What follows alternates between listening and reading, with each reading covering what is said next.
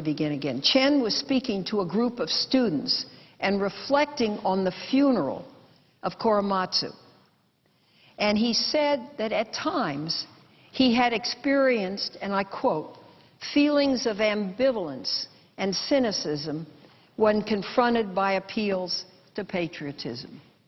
Now, he was referring to the internment of Japanese Americans, citizens, for no cause other than they happened to be of Japanese heritage.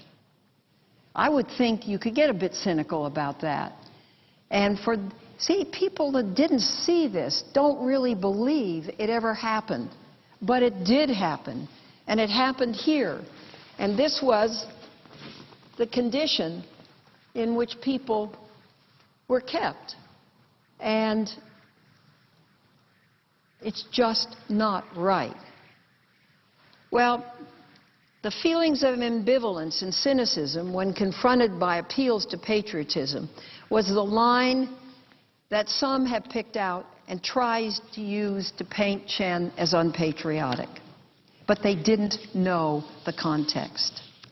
Sometimes, things that have monumental importance at the time, like the internment of Japanese American citizens without due process, fade too quickly from our historical memory.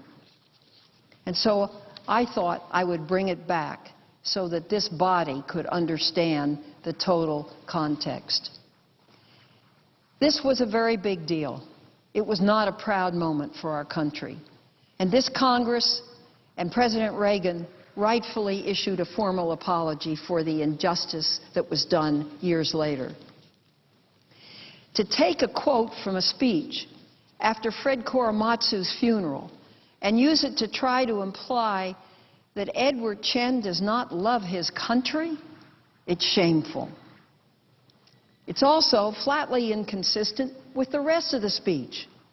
Chen went on to say that when the congregation sang America the Beautiful at Korematsu's funeral, he was moved to tears, quote, because the song described the America that Fred envisioned, the America whose promised beauty he sought to fulfill, an America true to its founding principles, end quote.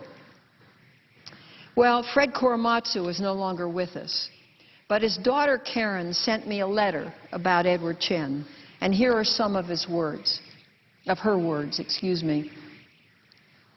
My father's belief in our Constitution was unwavering, even when he was treated unfairly. Like my father, Judge Chen is adamant about upholding the Constitution without bias or prejudice. So in my view, Edward Chen is a judicial nominee who has been treated extraordinarily unfairly.